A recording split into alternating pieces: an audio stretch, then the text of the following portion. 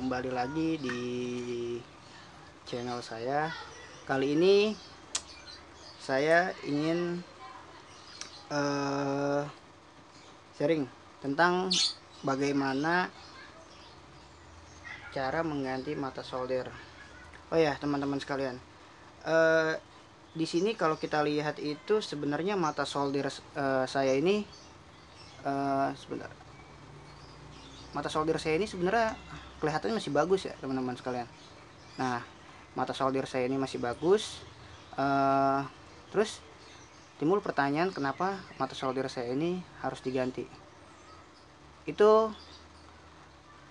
dikarenakan di saat saya melakukan penyolderan itu, ketika solder ini tuh sudah panas, tapi timah yang kita lelehkan pada mata solder ini itu sudah tidak maksimal hasilnya. Jadi ketika kita menempelkan timah pada ujung mata solder, maka panasnya itu bukan berada di ujung lagi teman-teman. Jadi panasnya itu sudah pindah ke bagian sebelum tirusnya dia, atau berada di tengah-tengah. Nah, salah satu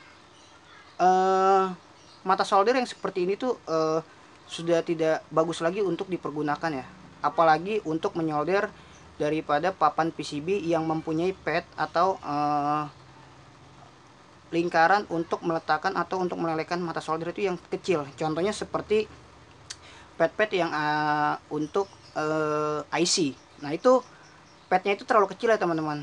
Bahkan untuk menyolder kabel pun, ketika kabel itu kita lilit, ketika kabel itu kita satukan, kita ingin menguatkannya menggunakan solder atau menyoldernya, itu hasil yang dilihat itu atau yang telah kita solder itu tidak akan maksimal.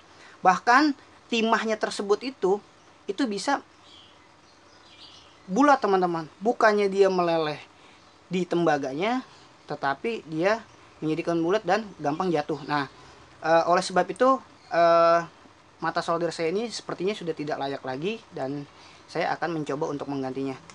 Dan saya sudah membeli mata soldernya ini teman-teman. Nah, mata solder sudah saya beli, dan saya mencari yang lebih lancip, yaitu dengan merek Raiden ya, tidak dengan merek aslinya, walaupun beda gitu teman-teman.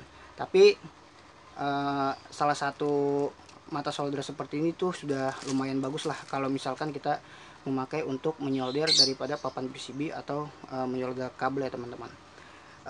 Apa aja sih alat yang digunakan untuk menyolder untuk memasang mata solder ini ke rumah soldernya? Itu sebenarnya cukup mudah ya teman-teman. Kita cuman menyiapkan daripada obeng doang. Mohon maaf nih kalau misalkan obengnya yang saya pergunakannya terlalu panjang. Nah, jadi yang kita gunakan itu adalah obeng kembang untuk membuka kunciannya baut yang ada pada penjepit mata solder tersebut. Di sini ada dua baut ya teman-teman. Yang pertama itu baut di bagian kanan dan kiri, atau sama sajalah. Ini ada baut yang besar dan baut yang kecil.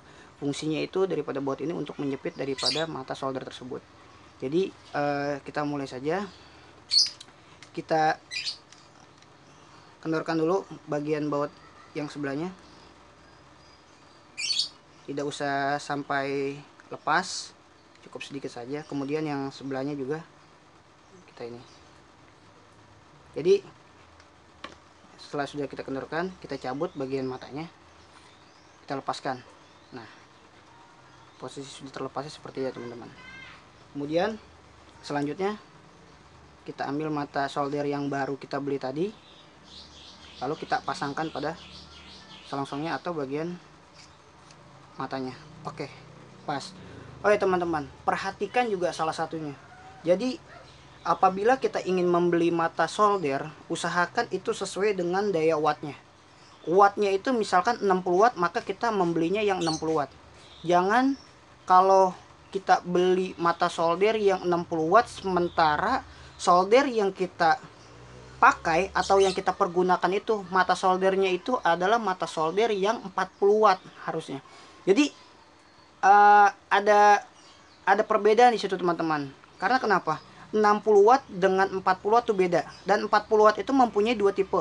Ada yang tipe kecil dan tipe yang besarnya.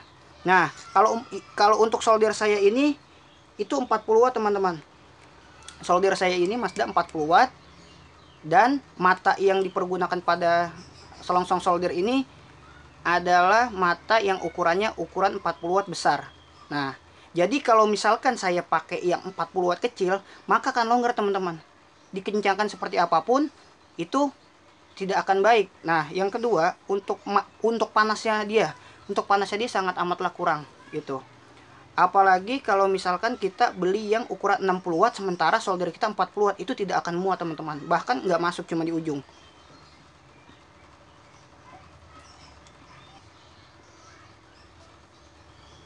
Nah ini teman-teman, ini mata solder Mazda sesuai dengan mereknya dia. Tapi saya beli dengan ukuran 60 watt. Sementara solder saya itu 40 watt. Kita coba, apakah ini masuk? Tidak teman-teman, ini tidak masuk. Karena ukuran yang ada di lubang ini dengan ukuran di sini itu diameter hampir sama. Jadi tidak akan masuk. Nah, itu untuk perhatian. Jangan sampai salah membeli untuk mata solder penggantinya. Oke, ini mata solder yang 40 watt besar. Kita pasangkan pada selongsong solderannya. Oke, seperti ini kita pasangkan. Lalu kita kencangkan bagian bautnya sini. Oke, jangan terlalu kencang, dibagi juga ke yang sebelah kanannya biar seimbang. Dan jangan lupa dikencangkan. Jangan terlalu kencang juga agar baut yang ada di sini tidak gampang selek dan bisa dipergunakan lagi untuk mengganti di lain hari. Nah, untuk selanjutnya mata ini sudah terpasang dan mata ini juga sudah siap dipergunakan dengan lurus pemasangannya dan tidak ada bengkok sama sekali, rapih karena keseimbangan dari penjepit di kanan dan kirinya. Oke teman-teman, untuk video kali ini cukup sekian. Apabila video ini bermanfaat dan video ini dapat berguna untuk orang banyak, bisa di share ke teman-teman yang lain agar bisa melihat dengan baik dan benar. Oke, terima kasih. Jangan lupa like, comment, and subscribe channel saya.